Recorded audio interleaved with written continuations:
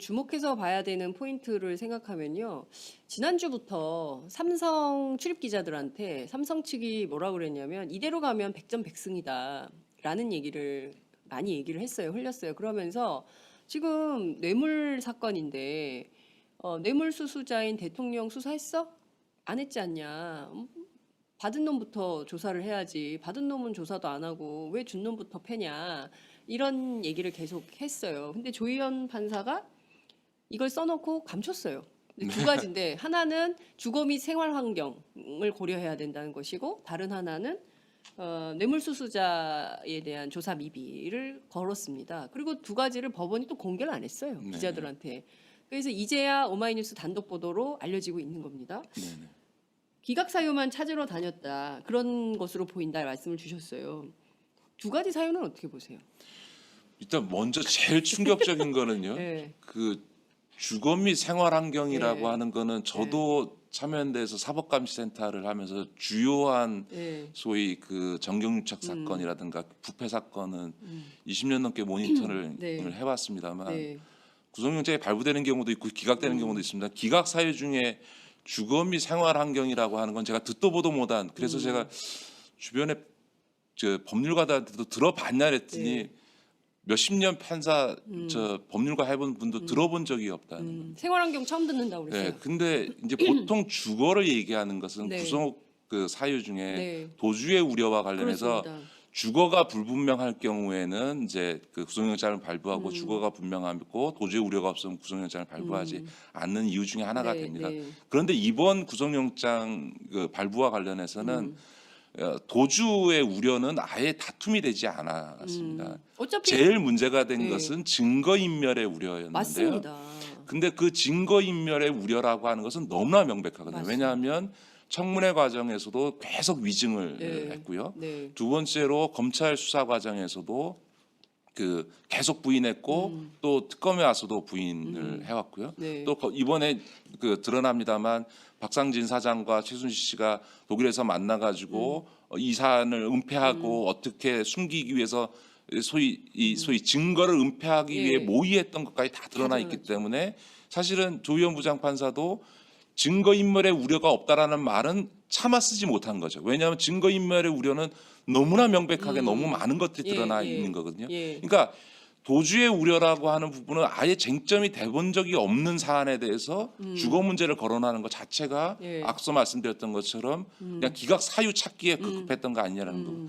두 번째로 생활 환경이라는 말은 도대체 이유를 못했는데 그 서로 설마 그게 네. 그 지금 아직 유무죄를 다투고 있는데 네. 그 이재용 부회장이 구치소 생활을 하는 것이 평소 살아온 생활 환경에서 너무 가혹해서 이거 좀 너무 심하다 이런 뜻이었다면 네. 정말 이건 너무나 국민의 입장에서 보면 분노할 만한 이유입니다. 그러니까 이게 정말 우리 법률 사법 체계에 대한 가장 큰 불신이 네. 유전무죄 아닙니까? 그렇습니다. 아니 그러니까 이재용 부회장이 지금까지 40대 후반까지 살아온 생활 환경에 비춰서 지금 구치소 생활이 너무 가혹하니 아직 법률적 다툼이 있는 상황에서 그 가혹한 구치소 생활을 감수하게 하는 것은 적절치 않다. 이런 의미로 만약에 조희연 부장이 네, 썼다면. 생활 환경 문제를 썼다면 네. 정말 저는 이거는 그 법위에 재벌이 따로 존재하는 법 앞에 특권 세력이 따로 있고 법이 만인에게 평등하지 않은 것을 판사가 스스로 입증한 거고 네. 유전무죄다라고 선언한 거죠. 네. 참 그래서 만약 그게 사실이라면 네. 조희연 부장판사 스스로가 도대체 기각 사유에 적은 생활 환경이라고 하는 게 뭘 의미하는 건지를 국민 앞에 저는 해명해야 된다고 생각합니다. 예. 그러니까요. 근데 참 공교롭게도 오늘 아침 조선일보 기사가 굉장히 눈길을 끕니다. 제목이 이재용 부회장 이 밤이 참 길었습니다. 그래서 두 평 남짓한 독방에 미결수복을 갈아입고 한 끼에 3찬 반찬 3가지 1,440원짜리 저녁을 드렸으나 이분 신경이 곤란해요. 잘 먹지 못하고 밤새 한줌도 주무시지 못한 채 12시간을 보내시다가 나오셨다. 이런 얘기가 핵심이에요. 이재용 부회장은 죄를 지어도 2평 독방 안 되고 한 끼에 반찬 3개 너무 적다. 그리고 1,440원짜리 밥을 먹어? 이런 거냐? 예? 이런 거죠. 죄를 지어도 이 사람은 좀 특별한 스페셜한 대접을 받아야 되는 것으로 생각하고 있는 거 아닌가? 그랬다면 이거 어떻게 받아들여야 됩니까? 우리 같은 평범한 사람들은. 그게 바로 이제 우리들 스스로가 네. 또 언론이나 이런 분들이 재벌 오너들 특히 삼성 총수 일가는 우리와는 다른 세계에 사는 사람들처럼 특권층으로 스스로 부지불식간에 인식하고 있는 거죠. 세상의 모든 사람들이 과거 전두환 노태우도 구속되어서는 바로 그런 독방에서 그럼요. 그런 밥 먹으면서 지냈거든요. 그렇습니다. 그런데 그런 기사 난 적 없거든요. 그렇습니다. 그런데 왜 갑자기 단 12시간 한 끼 밥 그렇게 먹고 2평 방에 12시간 좀 있었던 것이 참 힘든 시간이었다라는 걸 기사로 써줘야 되는, 그거는 무슨 일, 참 살아온 이재용 부회장이 살아온 삶으로 볼 때 굉장히 힘들었겠구나 라고 하는 기자 스스로가 거기에 감정이입해서 기사를 쓰는 거죠. 예. 근데 저는 이게 말이 되냐는 거죠. 그렇습니다. 이 정보를 삼성이 줬겠죠?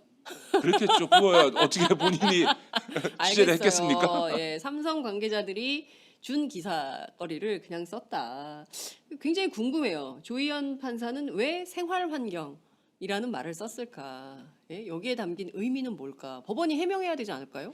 저는 그렇게 생각합니다. 네. 지금 일단 생활 환경이 들어가 있다라고 하는 것이 지금 확인됐는데요. 네. 그 생활 환경의 의미가 무엇이었는지 저는 조희연 부장 판사가 해명해야 된다고 생각합니다. 그렇습니다. 그러지 않으면 네. 많은 국민들은 앞서 제가 말씀드렸던 것 같은 그렇게 영장기각 사유를 정한 것이 아닌가라고 생각하지 않을 수 없습니다. 그러니까 저는 그런 점에서 이번 사안이 갖고 있는 국민적 관심도나 사안의 중요성을 고려할 때 해명해야 된다고 생각합니다.